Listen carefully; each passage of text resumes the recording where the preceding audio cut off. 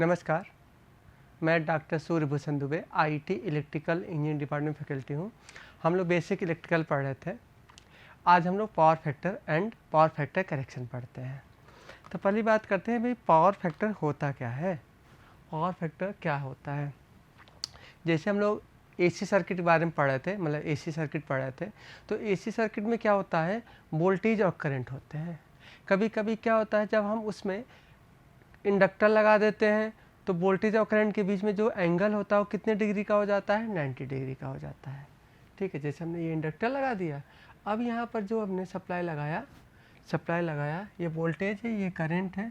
तो वोल्टेज और करंट के बीच में एंगल कितना हो जाता है, करंट क्या करता है, ये वोल्टेज होगा, ये करंट होगा, तो करंट मतलब 90 डिग्री हो जाता है। जब इसी के अंदर क्या कैपेसिटर लगा देते हैं तो करंट लीड कर जाता है और तब भी 90 डिग्री होता है वोल्टेज और करंट के बीच में। यदि वोल्ट उस कैपेसिटर के साथ और रेजिस्टेंस के साथ हम क्या लगा दें, रेजिस्टेंस लगा दें, तो अब वो जो एंगल होगा वो क्या होगा, अब वो 90 डिग्री से कम हो जाएगा। ठीक है, तो 90 डिग्री से कम मतलब वोल्टेज और करंट के बीच में जो एंगल कम हो जाता है, तो हम क्या देख रहे हैं, वोल्टेज और करंट के बीच में क्या होता है, एक एंगल हमें मिलता है एसी सर्किट में। तो अब पावर फैक्टर किसको कहते हैं, तो वोल्टेज और करंट के बीच में जो एक एंगल मिलता है, अगर उसको हम कोसाइन ले लें, मतलब उस एंगल का कास थीटा निकाल लें, मान लिया एंगल थीटा है, तो अगर कास थीटा करेंगे तो उस कास थीटा को क्या बोलते हैं, पावर फैक्टर बोलते हैं। समझ में आया, मतलब हम क्या बोल सकते हैं, वोल्टेज और करंट के बीच एंगल को हम क्या बोलते हैं, एंगल के कोसाइन को हम लोग क्या बोलते हैं, पावर फैक्टर बोलते हैं। ठीक है, तो यहाँ पर हमने क्या किया, एक सिग्नल दिखाया है, ये वोल्टेज है और ये करंट है, तो इस वोल्टेज और करंट के बीच में एंगल कितना है, 5 डिग्री है। मतलब ये मान लिया हमने वोल्टेज है और करंट क्या कर रही है, लीड कर रही है, ये करंट लीड कर रही है, इनके बीच में एंगल क्या है, फाई है। तो कास फाई को क्या बोलेंगे, पावर फैक्टर बोलेंगे। बात इसकी करते हैं, इसमें क्या है, आपने वोल्टेज ये पाया, मान लिया वोल्टेज ये का है और करंट क्या कर रही है, आपकी लैग कर रही है। तो लैग कर रही है तो इसका मतलब क्या कर रही है, तो लैग ये हो गया, ये वोल्टेज हो गया, ये करंट। अब ये क्या हो गया, इसके कोसाइन के एंगल को क्या बोलते हैं, पावर फैक्टर बोलते हैं। एक चीज आपने देखा, ये तो समझ में आ रहा होगा, पावर मतलब हम क्या लिखते हैं, power factor equal to cos theta. एक तो डिफिनीशन ही होते हैं, इसके अलावा इसके और भी डिफिनीशन होते हैं। ठीक है, और दूसरे डिफिनीशन क्या होते हैं, जैसे आपको पावर का फार्मूला ये होता है, P इक्वल टू क्या होता है, VI कास थीटा, ये तो आपको पता ही है। तो यहाँ से कास थीटा इक्वल टू क्या लिख सकते हैं, कास थीटा इक्वल टू लिख सकते हैं P/VI लिख सकते हैं। और P क्या है, आपका एक्टिव पावर है और ये क्या है, रिएक्टिव पावर या टोटल पावर भी लिख सकते हैं। रिएक्टिव पावर ने इसको बोलना चाहिए अपरेंट पावर है, अपरेंट पावर बोलिए या टोटल पावर। तो पावर फैक्टर क्या होता है, एक दूसरा डिफिनीशन मिला, power factor is a ratio of, power factor किसका रेशियो है, एक्टिव पावर और अपरेंट पावर के रेशियो को क्या बोलते हैं, पावर फैक्टर बोलते हैं। तो एक्टिव पावर को क्या बोलते हैं, कभी कभी रियल पावर भी बोलते हैं। तो एक तो ये डिफिनीशन हो गया, और एक्टिव पावर को क्या बोलते हैं, रियल पावर या ट्रू पावर भी बोलते हैं। तो दूसरा डिफिनीशन क्या हुआ, power factor is a ratio, power factor ratio होता है किसका ट्रू पावर और अपरेंट पावर को। एक आपको याद होगा, एक और डिफिनीशन हम निकाले थे, फार्मूला निकाले थे RL सर्किट या RC सर्किट के लिए, cos theta equal to R/Z भी निकाले थे। तो cos theta equal to R/Z भी हो सकता है। लेकिन थोड़ा सा ये समझते हैं कि इस पावर फैक्टर का मतलब क्या होता है। डिफिनीशन तो हम लोग 2-3 पढ़ लिए, ठीक है, यहाँ से भी आप देख सकते हैं, ये क्या होता है, आपका थीटा होता है। तो यहाँ से आप देख सकते हैं कास थीटा इक्वल टू क्या है, ये आपको पता होगा पावर ट्रायंगल है। तो ये क्या होता है, ये एक्टिव पावर होता है, ये रिएक्टिव पावर होता है, ये अपरेंट पावर। यहाँ से कास थीटा इक्वल टू क्या लिख सकते हैं, P/S लिख सकते हैं। तो यही P/S कहाँ से आया, ये आया है आपका। ठीक है, अब देखिए क्या है, हमने पावर फैक्टर तो का डिफिनीशन तो समझ लिया, लेकिन पावर फैक्टर का मतलब क्या होता है इसको थोड़ा समझते हैं। इसका क्यों हम लोग पावर फैक्टर पढ़ते हैं, इसका क्या मीनिंग है थोड़ा समझते हैं। और पावर फैक्टर अच्छा होना चाहिए कि ख़राब होना चाहिए, किसको अच्छा बोलते हैं किसको ख़राब बोलते हैं, इसकी वैल्यू कहाँ से कहाँ तक वेरीज करती है। तो पहली बात, काश थीटा को हम लोग क्या बोलते हैं, पावर फैक्टर बोलते हैं, ये तो अभी समझ में आ गया, ठीक है। अब इसकी वैल्यू पावर फैक्टर काश थीटा की वैल्यू कहाँ से कहाँ तक वेरीज करती है, 0 से लेकर के 1 तक वेरीज करती है। मतलब क्या है, 90 डिग्री या 0 डिग्री। थीटा की वैल्यू क्या होगी, 0 डिग्री होगी या तो 90 डिग्री। 90 डिग्री होगी तो पावर फैक्टर 0 होगा, और 0 डिग्री होगा तो पावर फैक्टर 1 होगा। इतना तो समझ में आ रहा होगा, ठीक है। अब ये क्वेश्चन उठा है पावर फैक्टर क्यों पढ़ते हैं और ये किसको अच्छा बोलते हैं किसको बुरा बोलते हैं, ठीक है। अब देखिए समझते हैं, जिससे पावर का फार्मूला जो होता है P इक्वल टू क्या होता है, वी आई कास थीटा, ठीक है। यहाँ से अगर कास थीटा की बात करें तो क्या हो जाएगा, P अपान वी आई, नहीं ऐसे मत कीजिए, सॉरी।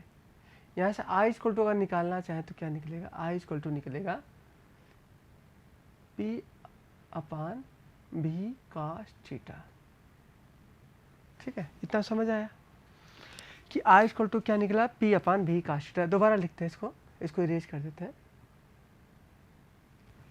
हमने लिखा I equal to P upon V cos theta. मान लेते हैं कोई पावर है, कोई बल्ब है, ये बल्ब क्या है आपका 100 वाट का है, इसका पावर फैक्टर कितना है, मतलब ये जो इसका जो पावर फैक्टर आएगा ये मान लेते हैं 0.5 है, ठीक है। पावर फैक्टर की यूनिट नहीं होती है, समझ में आ रहा होगा, क्योंकि ऊपर भी पावर नीचे भी पावर है, ठीक है। इसकी यूनिट 0.5 है, मान लेते हैं 0.5 है। एक और दूसरा हमने बल्ब लिया, इसका पावर फैक्टर हमने मान लिया 100 वाट का बल्ब है, और इसका पावर फैक्टर हमने क्या मान लिया, 1 मान लिया, ठीक है। तो समझ में आ रहा होगा। दोनों को हमने क्या किया, 200 वोल्ट अप्लाई कर दिया, इस पर भी 200 वोल्ट है और इस पर भी 200 वोल्ट है। अब देखिए यहाँ से जो आई की वैल्यू क्या आएगी, आई की वैल्यू देखिए क्या आएगी, पावर क्या है दोनों का 100 वाट है, 100 वाट है। वोल्टेज आपने क्या लगा रखा है, 200 लगा रखा है पहले के लिए। पावर फैक्टर क्या क्या है, 0.5 है। तो यहाँ से क्या हो जाएगा, ये आपका 2 हो जाएगा और ये हो जाएगा 1/1 हो जाएगा। इसकी वैल्यू आएगी, करंट की वैल्यू क्या आएगी, 1 एम्पियर आएगी। समझ में आ रहा होगा। अब बात करते इसका कितना आएगा करंट की वैल्यू। यहाँ से अगर आई इक्वल टू निकालेंगे, आई इक्वल टू जब आप यहाँ लिखेंगे तो P क्या आपका 100 वाट है, वोल्टेज क्या है वो तो 200 वोल्ट है, अब पावर क्या आपका, अच्छा पावर फैक्टर क्या है 1 है, तो यहाँ से कितना आया 2 आया, तो 0.5 आया। तो यहाँ जो करंट आया वो कितना आया, इसके लिए करंट 1 एम्पियर आया, मतलब इसमें जो करंट बह रही है वो 1 एम्पियर की बह रही है, और इसमें जो करंट बह रही है क्या 0.5 एम्पियर की बह रही है। अब देखिए आपको समझ में आ गया होगा। पहली चीज़ ये समझ में आ गया है कि अगर पावर फैक्टर अच्छा होगा, अच्छा होगा तो क्या होगा, इसमें जो करंट, जो तार में करंट बहेगी वो क्या बहेगी, कम बहेगी। करंट में तार कम बहेगी। अब जो करंट में तार में करंट, सॉरी करंट में तार नहीं बहती है, तार में करंट बहती है, सॉरी। तो तार में जो करंट क्या होगी वो कम बहेगी, और जब तार में करंट कम बहने का मतलब क्या है कि वो पतले कंडक्टर का हम यूज कर सकते हैं, और जिस तार में करंट ज़्यादा बहेगी वहाँ पर जो हम तार यूज करेंगे या वायर यूज करेंगे वो मोटे तार का यूज करना पड़ेगा। तो इस वाले कंडीशन में आप जो ये तार लगाएंगे, इस वाले कंडीशन से दुगना, मतलब इसका एरिया जो होगा, इसका एरिया क्या होगा, दुगना होगा इसके कंपेयर में। अगर ये 10 स्क्वायर mm का है तो ये 5 स्क्वायर mm में काम चल जाएगा। तो एक चीज़ तो आपको समझ में आ रहा होगा कि इससे ये फ़ायदा है, ठीक है। दूसरी चीज़ क्या है, अगर आप और ध्यान से देखेंगे, एक बेनिफिट तो ये हुआ, दूसरी बेनिफिट की बात करते हैं तो जो पावर का फार्मूला है P equal to V I cos theta, तो ये क्या आपको पता है ट्रू पावर है। तो यहाँ पर अगर थीटा मतलब पावर क्या है आपका, पावर क्या है 100 वाट है मान लिया, टोटल पावर हमने मान लिया, मतलब टोटल पावर मतलब एस इक्वल टू हमने मान लिया 100 वाट है। और पावर फैक्टर जितना ज़्यादा होगा उतना ज़्यादा ये क्या होगा, रियल पावर हमें कन्वर्जन मिलेगा। अगर पावर फैक्टर क्या है मान लेते कास्ट थीटा है, तो क्या कास्ट थीटा की वैल्यू क्या 1 है, तो ये क्या हो जाएगा, एस की वैल्यू क्या है, वी आई की वैल्यू 100 दिया है, तो पूरा जो अपरेंट पावर था, जो टोटल पावर था या टोटल अपरेंट पावर था, वो किस में बदल जाएगा, एक्टिव पावर में बदल जाएगा।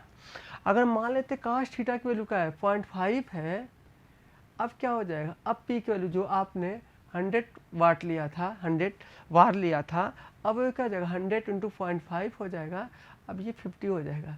मतलब क्या है, पावर फैक्टर के बदलने पर या पावर फैक्टर अच्छा होने पर रियल पावर की वैल्यू क्या होने लगती है, बढ़ती जाती है।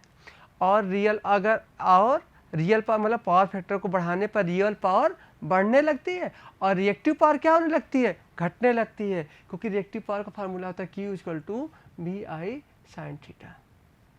ठीक है, अगर ये क्या होगा, मतलब थीटा की वैल्यू क्या है, आपने 1 कब आएगा, मतलब थीटा का वैल्यू 0 पर होगा, और यहाँ पर जब 0 साइन थीटा की वैल्यू जब 0 होगी तो ये 0 हो जाएगा, मतलब टोटल रिएक्टिव पावर क्या हो गया, 0 हो गया। मतलब क्या है, हम क्या चाहेंगे, जो आपका पावर फैक्टर हो वो पावर फैक्टर क्या 1 हो, अर्थात वोल्टेज और करंट के बीच में जो एंगल होना चाहिए वो क्या होना चाहिए, 0 होना चाहिए। ठीक है, तो हमें लगता है ये आपको समझ में आ रहा होगा कि हम पावर फैक्टर क्यों पढ़ते हैं। तो इसका रीज़न ये समझ में आ गया होगा। एक फ़ायदा क्या होता है कि तार क्या होगा, पतले तार का यूज़ किया जाएगा, और जितना ज़्यादा पावर फैक्टर होगा, जितना अच्छा पावर फैक्टर होगा या पावर फैक्टर 1 होगा, तो जो टोटल पावर होगा या अपरेंट पावर होगा वो सभी के सभी रियल पावर में कन्वर्जन हो जाएगा। ठीक है, अब बात करते हैं टाइप ऑफ पावर फैक्टर की। तो जैसे आपको समझ में आ रहा है, अगर वोल्टेज और करंट सेम फेज में होंगे तो उस पावर फैक्टर को क्या बोलते हैं, यूनिटी पावर फैक्टर। ये कब होगा, जब सर्किट रेजिस्टिव होगा। ठीक है, दूसरा बात करते हैं लीडिंग पावर फैक्टर की बात करते हैं। मतलब जो आपका सर्किट होगा वो कैसा होगा, कैपेसिटर की वैल्यू क्या होगी, कैपेसिटर ज़्यादा होगा, उसको हम क्या बोलते हैं, लैगिंग पावर फैक्टर। मतलब जो आपका सर्किट होगा उसमें कैपेसिटेंस की वैल्यू आर और मतलब एल के कंपेयर में ज़्यादा होगा, तो उसको हम बोलते हैं लीडिंग पावर फैक्टर। थर्ड है आपका lagging power factor. Lagging power factor में क्या होगा आपका, लैगिंग पावर फैक्टर में इंडक्टर की वैल्यू क्या होगी, ज़्यादा होगी। इंडक्टर की वैल्यू जब ज़्यादा होगी तो करंट लैग करेगा, इसको बोलते हैं लैगिंग पावर फैक्टर बोलते हैं। ठीक है, तो अगर कहीं हमें क्या चाहिए, हमेशा हमें यूनिटी पावर फैक्टर में चाहिए। हमेशा जो भी लोड हो किस पे हो, यूनिटी पावर फैक्टर में होगा। तो यूनिटी पावर फैक्टर में होने से क्या फ़ायदा होता है, यूनिटी पावर फैक्टर में होने से ये फ़ायदा होता है कि हमें टोटल पावर जो होगी या अपरेंट पावर होगी वो सभी के सभी एक्टिव पावर में क्या हो जाएगी, कन्वर्ट हो जाएगी। दुनिया जो होती है, दुनिया मतलब दुनिया में जो लोड होता है वो कौन सा लोड होता है, वो दुनिया में सभी लोड 90% के लोड जो होते हैं वो लैगिंग लोड होता है। अब लैगिंग लोड को मारना होगा तभी तो यूनिटी पावर फैक्टर होगा। तो लैगिंग पावर फैक्टर कैसे मरेगा, अगर उसमें लीडिंग पावर फैक्टर लगा दें। तो लैगिंग पावर फैक्टर किससे आता है, एल से आता है। तो उस सर्किट में अगर हम क्या लगा दें, लीडिंग पावर फैक्टर मतलब कैपेसिटर लगा दें। तो किसी सर्किट में अगर पावर फैक्टर इंप्रूव करना होगा तो हम क्या लगा देंगे, लीडिंग पावर फैक्टर। और लीडिंग पावर फैक्टर बोले तो कैपेसिटर। ठीक है, तो इस तरह से 3 तरह के पावर फैक्टर होते हैं, यूनिटी, लैगिंग और लीडिंग। ठीक है, अब बात करते हैं disadvantage of low power factor. ठीक है, अभी एक चीज़ आपको याद होगा, एक एग्जांपल हमने दिखाया था कि 2 बल्ब हैं, एक बल्ब, दोनों बल्ब 100 वाट के हैं, एक का पावर फैक्टर 0.5 है और दूसरा का पावर फैक्टर 1 है। तो इसमें हम क्या पाते हैं, हम ये पाते हैं कि सोर्स द्वारा मतलब अभी कुछ देर पहले अच्छा हटा दिए होंगे, सोर्स द्वारा जो करंट जाती है, लो पावर फैक्टर में करंट क्या होती है, ज़्यादा जाती है, और अच्छे हाई पावर फैक्टर में करंट कम जाती है। मतलब सोर्स द्वारा जो करंट भेजी जाती है वो क्या होती है, लो पावर फैक्टर में ज़्यादा करंट जाती है और हाई पावर फैक्टर में करंट कम जाती है। कहने का अर्थ ये हुआ कि जब पावर फैक्टर ज़्यादा होगा तो कम करंट जाने से उसका तार क्या रखा जाएगा, पतला रखा जाएगा, ठीक है। और जो जिसमें करंट ज़्यादा जाएगी जिसमें करंट ज़्यादा जाएगी मतलब लो पावर फैक्टर में करंट ज़्यादा जाएगी तो उसका तार क्या बनाना पड़ेगा, मोटे तार का बनाना पड़ेगा। वही हमने लिखा है इलेक्ट्रिकल सर्किट के पावर फैक्टर लो होने की वजह से सर्किट से जुड़े विद्युत उपकरण ज़्यादा करंट सोर्स होना चाहिए या स्रोत हिंदी होती है, सोर्स से लेते हैं जिससे मोटे चालक का या कंडक्टर का प्रयोग किया जाता है या कनेक्ट करना पड़ता है, ठीक है। एक तो आपको बता दी। अब खुद सोचिए जब क्या होगा, जब करंट उसमें ज़्यादा बहेगा तो उस तार का क्या होगा, उस तार का कुछ वो तो आइडियल कंडक्टर तो होता नहीं है, तो उस तार का क्या होगा, एक रेजिस्टेंस भी होगा। अब वो करंट क्या होगा, इसमें फ्लो होगा, उस कंडक्टर के रेजिस्टेंस में फिर से बोलते हैं। जो तार लेंगे पतला तार लेंगे तो उसका रेजिस्टेंस क्या होगा, ज़्यादा होगा, ठीक है। क्योंकि उसमें क्या होगा, ज़्यादा, आपने यही तो बोला कि करंट ज़्यादा फ्लो होगा। जब करंट ज़्यादा फ्लो होगा तो मोटे तार का यूज़ करना पड़ेगा, तो उस तार का भी क्या होगा, एक रेजिस्टेंस होगा, उस रेजिस्टेंस में भी क्या होगा, करंट फ्लो होगी। वो भी कितनी करंट फ्लो होगी, हाई करंट फ्लो होगी। तो यहाँ से क्या होगा, उसमें लॉसेज होंगे, उस तार के अंदर भी लॉसेज होंगे। जब उस तार के अंदर लॉसेज होगा तो क्या होगा, इफिशियंसी क्या हो जाएगी, मर जाएगी। इसलिए हमने क्या लिखा है, इफिशियंसी कम हो जाएगी। वही हमने लिखा है लो पावर फैक्टर पर प्रवाहित करंट का मान उच्च होता है जिससे चालक में विद्युत ऊर्जा का क्या होता है, नुकसान होता है, लॉसेज होता है, जिससे परिपथ की इफिशियंसी क्या हो जाती है, कट मरती है, मतलब मर जाती है, ठीक है। अब बात करते हैं, अब क्या होगा जब लॉसेज होने लगेंगे, एक नुकसान और होगा। पूछिए क्या नुकसान होगा, जब लॉसेज होगा तो क्या होगा, टर्मिनल वोल्टेज क्या होगा, वो भी मर जाएगा। आप एग्जांपल ऐसे समझिए, एक हीटर जब आप लगाते हैं घर में, हीटर जितना हाई पावर का हीटर लगाएंगे तो आप देखते हैं घर का वोल्टेज क्या हो जाता है, कुछ गिर जाता है। आप गांव में और अच्छा, जैसे अभी हाँ एक सबसे अच्छा एग्जांपल बता रहे हैं, आपके जब रात में गर्मियों के समय में रात में देखते हैं सभी लोग अपना एसी चला देते हैं, तो जब एसी चला देते हैं तो पूरे मोहल्ले का जो वोल्टेज क्या हो जाता है, कम हो जाता है। आप सोचेंगे ये कैसे हो सकता है। आप जैसे जब सप्लाई आए, जब से एक मान लें सप्लाई क्या हो गई, कट गई, सप्लाई कटने के बाद दोबारा एक बार सप्लाई आई, तो जिस समय सप्लाई आती है उस समय वोल्टेज बहुत ज़्यादा रहता है। ये हर जगह नहीं होता है, कुछ जगह होता है। गाँव में तो एक तो अक्सर मिलेगा, ठीक है, मतलब उस समय तो खूब ज़्यादा वोल्टेज मिलेंगे, लेकिन कुछ समय बाद क्या होता है, सभी लोग अपना इंस्ट्रूमेंट या ऑपरेटर्स ऑन कर लेते हैं, एसी ऑन कर लिए, तो इससे क्या होगा, पूरे मोहल्ले का वोल्टेज ड्रॉप हो जाता है। क्यों हो जाता है, क्योंकि जी क्या है, आपका जो जब ज़्यादा करंट फ्लो होती है तो ज़्यादा करंट फ्लो होने की वजह से क्या होगी, सर्कुलेट जो वोल्टेज, एक एग्जांपल आपको बताते हैं। ये हमने मान लिया ये तार है और ये क्या है, बल्ब है, ठीक है। अब यहाँ पर आपने 200 वोल्ट लगा दिया, अब यहाँ पर इसका क्या है, इसमें भी क्या होगा, वोल्टेज ड्रॉप होगा क्योंकि हाई करंट फ्लो होगा। और जब इस तार में वोल्टेज ड्रॉप होगा तो टर्मिनल वोल्टेज भी क्या होता जाएगा, कम होता जाएगा। ये हम बोलने की कोशिश कर रहे हैं।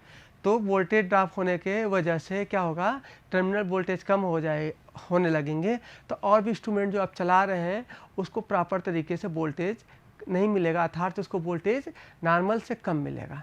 वही हमने लिखा है विद्युत धारा ज़्यादा होने की वजह से सर्किट में ज़्यादा वोल्टेज ड्रॉप होता है, तो समझ में आ रहा होगा, जिससे टर्मिनल वोल्टेज कम हो जाते हैं, ठीक है। तो ये बहुत बड़ा नुकसान है इसका। सबसे इसीलिए क्या है, इसी नुकसान को बचने का, अगर आप जब हम लोग इंडक्शन मोटर पढ़ेंगे, इंडक्शन मोटर में क्या किया जाता है, इंडक्शन मोटर में स्टार्टर का प्रयोग किया जाता है। क्यों किया जाता है, क्योंकि इंडक्शन मोटर को जब आप स्टार्ट करते हैं तो क्या होती है, वो शॉर्ट सर्किट की तरह बिहेव करती है, मतलब उसमें बहुत ज़्यादा शॉर्ट सर्किट मतलब बहुत ज़्यादा लोड, और जब बहुत ज़्यादा लोड की तरह बिहेव करेगा मोटर तो क्या होगा, एक तो मोटर भी जल जाएगी क्योंकि उसमें करंट ज़्यादा फ्लो होगी, और दूसरा नुकसान ये होगा कि घर का वोल्टेज ड्रॉप क्या हो जाएगा, घर में सभी वोल्टेज ड्रॉप हो जाएंगे, बहुत कम हो जाएंगे, ठीक है। तो ये क्या उसका डिसएडवांटेज है। अब बात करते हैं कि ये पावर फैक्टर लो क्यों होता है, इसका कारण क्या होता है, पावर फैक्टर लो होने का कारण क्या होता है। ठीक है, तो हम समझते हैं, समझाते हैं किसी और में। पहला फिगर क्या है, समझ, यहाँ से हटा देते हैं। जब आप एक ट्रांसफार्मर यूज करते हैं, ट्रांसफार्मर जब यूज करते हैं, हमने क्या एक चीज़ समझ में आ गया, लो पावर फैक्टर का रीज़न क्या हुआ, क्योंकि दुनिया में सबसे ज़्यादा लोड कौन सी होती है, लैगिंग पावर होती है, लैगिंग लोड होता है। लैगिंग में कौन कौन से लोड होते हैं, ट्रांसफार्मर का लोड, इंडक्शन मोटर का लोड, ये सबसे ज़्यादा यूज होते हैं। तो ये सब क्या है, लैगिंग पावर फैक्टर के एग्जाम्पल है। इसमें होता क्या है, इसको रिएक्टिव पावर भी चाहिए। रिएक्टिव पावर क्या होता है, जिसे आपको पता है Q = क्या है, VI sin थीटा। तो क्या होता है, तो ये जो Q = VI sin थीटा हमें कहीं दिखता नहीं है, ये फील्ड के रूप में यूज करता है, लोड लेता है। मतलब ये सोर्स लोड के द्वारा सोर्स से ये Q = VI sin थीटा लेता है। तो क्या होता है, ये क्या बनाता है, फील्ड बनाता है या फ्लक्स बनाता है। तो इसको क्या करते हैं, जब आप इसको इस ट्रांसफार्मर को क्या करते हैं, आप सप्लाई देते हैं, सोर्स से कनेक्ट करते हैं, तो यहाँ पर एक सप्लाई वोल्टेज आ जाता है। इतना आप थोड़ा बहुत इंटर में पढ़े होंगे, हम लोग आगे ट्रांसफार्मर पढ़ेंगे। तो क्या होता है, एक फील्ड उत्पन्न होती है। तो ये फील्ड कौन सी होती है, ये रिएक्टिव पावर की वजह से होती है। तो ये फील्ड को क्या करना है, इस फील्ड की वजह से क्या होंगी, लैगिंग पावर फैक्टर का एक रीजन होता है। तो हमने देखिए पहला क्या लिखा है, ट्रांसफार्मर में चुंबकीय फ्लक्स उत्पन्न होने के कारण चुंबकन मैग्नेटाइजिंग करंट। तो ये क्या करता है, एक मैग्नेटाइजिंग करंट क्या करने लगता है, ट्रांसफार्मर के अंदर फ्लो होने लगता है, जिसकी वजह से जो उसका पावर फैक्टर क्या हो जाता है, कम हो जाता है। ठीक है, तो थोड़ा सा पढ़ भी देते हैं। ट्रांसफार्मर में चुंबकीय फ्लक्स उत्पन्न होने के कारण चुंबकन या मैग्नेटाइजिंग करंट प्रवाहित होती है, जिसके कारण भार धारा वोल्टेज के पश्चिम, मतलब क्या है, जो करंट हो क्या करेगी, लैग कर जाएगी, किससे, वोल्टेज से। यह चुंबकीय या मैग्नेटाइजिंग करंट निर्धारित भार पर शक्ति गुणक की अधिक प्रभावी, मतलब ये पावर फैक्टर को क्या करेगा, और खराब, मतलब वोल्टेज और करंट के बीच में जो एंगल होगा वो क्या हो जाएगा, बढ़ जाएगा। 0 होगा तो बहुत अच्छा होगा, क्योंकि कास्ट थीटा की वैल्यू, कास्ट 0 की वैल्यू 1 होती है, और वही 90 डिग्री की तरफ क्या हो जाती है। अगर इंडक्शन क्या बोलते हैं, ट्रांसफार्मर में बात करें तो नो लोड पर क्या होगा, ये जो कास्ट थीटा की वैल्यू होती है, या थीटा की, कास्ट थीटा नहीं बोलना चाहिए, थीटा की वैल्यू जो होती है 70-80 डिग्री होती है, तो वहाँ पर पावर फैक्टर और ख़राब हो जाता है। ठीक है, तो ये लिखा है, परंतु न्यूनतम भार पर ये धारा शक्ति गुणांक के कम कर देती है। तो वही बोले, जब नो लोड होगा या कम लोड होगा तो पावर फैक्टर और ख़राब हो जाता है। ये थोड़ा सा जब हम लोग ट्रांसफार्मर पढ़ेंगे तो समझ में आएगा, लेकिन आप ये बोलिए, समझिए कि जो भी जिसके अंदर कॉइल होगा उसकी वजह से एक इंडक्टिव लोड होगा, उस इंडक्टिव लोड की वजह से पावर फैक्टर क्या होता है, ख़राब होता है। तो एक पहला कारण क्या हुआ, ट्रांसफार्मर की वजह से ख़राब होता है पावर फैक्टर। दूसरा क्या है, एसी मोटर, जो भी मोटर होंगे एक्चुअल में ट्रांसफार्मर में भी वाइंडिंग होती है और मोटर के अंदर भी वाइंडिंग होती है। तो मोटर के अंदर जो वाइंडिंग होती है वो क्या करेगा, वो भी फ्लक्स जनरेट करना चाहेगा। वो फ्लक्स किसकी वजह से मिलती है, वो रिएक्टिव पावर की वजह से होती है या मैग्नेटाइजिंग करंट की वजह से होती है। ये मैग्नेटाइजिंग करंट क्या करती है, पावर फैक्टर को और ख़राब कर देती है, अर्थात वोल्टेज और करंट, उसमें जो करंट होती है मैग्नेटाइजिंग करंट, वो वोल्टेज से क्या करती है, और लैग करने लगती है, और लैग होने की वजह से वोल्टेज और करंट के बीच में जो एंगल होता है वो क्या हो जाता है, बढ़ जाता है। और जब एंगल बढ़ता है तो पावर फैक्टर क्या हो जाता है, मर जाता है, मतलब ख़राब हो जाता है। ठीक है, तो ये हमने दूसरा पॉइंट लिखा है। तीसरा हमने लिखा है आर्क लैम्प, मतलब ये आर्क लैम्प की वजह से ये MCQ में अभी पूछा जाता है कि पावर फैक्टर किससे ख़राब होता है। एक ऑप्शन आर्क लैम्प रहता है, लोगों के दिमाग में नहीं आता आर्क लैम्प लिखा जाए या ना लिखा जाए। दूसरा दिया है प्रेरण ताप, मतलब ये क्या है, इंडक्शन फर्नेस, इंडक्शन, वो तो हमने बोला है इंडक्शन मोटर की वजह से होता है। विभिन्न ये आपके ये रीजन है। नीचे नेक्स्ट क्या दिया है, किसी भी पावर स्टेशन पर भार का मान परिवर्तनशील रहता है, सुबह भार अधिक रहता है तथा सायंकालीन भार कम रहता है। जब भार कम रहता है तो उस समय शक्ति गुणांक का मान कम हो जाता है। अब क्या है, नो लोड पर क्या है, हमने बताया था नो लोड पर पावर फैक्टर क्या हो जाता है, और ख़राब हो जाता है, क्योंकि उसमें ट्रांसफार्मर लगा होता है। ये चीज़ें अगर हम जब उसमें पढ़ेंगे, ट्रांसफार्मर पढ़ेंगे तो और अच्छा समझ में आएगा। ठीक है, नेक्स्ट हमने लिखा है पुराने मोटर। अब मोटर आपका कोई आपने ले रखा है, उस समय पावर फैक्टर मान लें उसका क्या है 0.7, ऐसे ही रहते हैं मोटर के जो पावर फैक्टर होते हैं 0.7 होते हैं। आप पता चले उसको 5 साल 10 साल और चलाइए, वो क्या करेगा, उसका पावर फैक्टर और ख़राब हो जाएगा। पहले तो 0.8 पर चल रहा था, अब बोलिए 0.6 पर चलने लगेगा, मतलब 10 साल 15 साल बाद। अब आप सोचेंगे क्यों ऐसा होने लगेगा, क्योंकि जो मोटर होते हैं, एक मोटर में क्या होता है, घूमने वाला चीज़ होता है जिसको हम रोटर बोलते हैं, एक मोटर होता है जो मतलब एक दूसरी पार्ट होती है जो स्थिर रहती है, उसको स्टेटर पार्ट बोलते हैं। तो मोटर और रोटर के बीच में, मोटर और रोटर के बीच में एक एयर गैप होता है। आप देखते हैं जो चीज़ घूमती है तो उससे एक, और जिसके अंदर घूमती है तो दोनों के बीच में एक एयर गैप होता है। उस एयर गैप में क्या होता है, फ्लक्स पैदा होता है। ये फ्लक्स जो पैदा होता है तो क्या करेगा, इस फ्लक्स की वजह से, इस फ्लक्स की, ये फ्लक्स का कैसे पैदा होता है, मैग्नेटाइजिंग करंट की वजह से। याद रखिए जहाँ जहाँ मैग्नेटाइजिंग करंट होगा वहाँ पावर फैक्टर की क्या होगी, धज्जियाँ उड़ जाएगी। तो हमेशा पावर फैक्टर को हम लोग क्या करते हैं, कम रखने की कोशिश करते हैं। हम क्या बोले थे कि स्टेटर रोटर के बीच में एक एयर गैप होता है, उस एयर गैप में क्या होता है, फ्लक्स पैदा होता है। तो ये एयर गैप क्या होता है, जब मोटर पुरानी हो जाएगी तो ये एयर गैप क्या होगा, पहले इतनी थी अभी और बड़ी हो जाएगी, और बड़ी हो जाएगी। तो जितना ज़्यादा एयर गैप बढ़ता जाएगा तो फ्लक्स की मात्रा भी क्या होती जाएगी, बढ़ानी पड़ेगी। और फ्लक्स की मात्रा बढ़ाने का मतलब आप मैग्नेटाइजिंग करंट को बढ़ा रहे हैं, और जब मैग्नेटाइजिंग करंट बढ़ाएंगे तो पावर फैक्टर क्या हो जाएगा, मर जाएगा। मतलब पावर फैक्टर थीटा की वैल्यू बढ़ जाएगी और उसकी वैल्यू 1 से कम आने लगेगा। ठीक है, तो हमें लग रहा है कि आपको ये समझ में आ गया होगा कि पावर फैक्टर क्या होता है, और पावर फैक्टर के एडवांटेज क्या होते हैं और डिसएडवांटेज क्या होते हैं। डिसएडवांटेज पढ़े थे तो उसका आप समझ में आ गया होगा, और इसका रीज़न क्या होता है। ठीक है, तो आज के लिए इतना रखते हैं। धन्यवाद, नमस्कार।